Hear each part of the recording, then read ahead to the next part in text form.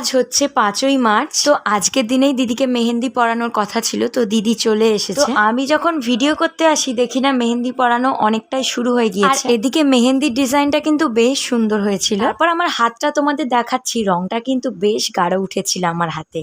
আর তোমরা তো একটা মিনি ব্লগে দেখেইছো আমি আগের দিন মেহেন্দি পড়তে গিয়েছিলাম। তো ফাইনালি মেহেন্দি পরা পুরোপুরি ডান। তারপর মেহেন্দিটা শুকিয়ে যেতে আমি ওতে চিনির রস দিয়েছিলাম, কারণ চিনির রস দিলে মেহেন্দির কালারটা একটু গাঢ় হয়। তো আবার আজকের দিনেই দিদিকে শাঁখা পরাতে আসার কথা, কাকু তো চলেই এসেছে। তো মেহেন্দিটা আরেকটু রাখার ইচ্ছে ছিল, কিন্তু কি করা যাবে, দিদি বললে হাতটা ধুয়েই ফেলি, কারণ ওই মেহেন্দির রংটা যদি শাঁখাতে শাঁখায় দাগ হয়ে যেত। যাই হোক, এখানে আমার মা, দিদা, মাসি সবাই মিলে দেখছিল যে কোন শাঁখাটা পরলে দিদিকে ভালো লাগবে, কারণ একবার শাঁখা পরলে তো এখন আর খোলা যায় না। তারপরেই এই শাঁখা পলাটা বেশ পছন্দ হয় সবারই, তো এই শাঁখা পলাটাই দিদিকে পরানো হবে। আর এখানে শাঁখা পলা পরানোর আগে কিছু নিয়ম থাকে, সেই নিয়মগুলোই আর কি করছিল, আমি অত শত জানি না। তো তোমরা এই ভিডিওর মাধ্যমে দেখে নাও।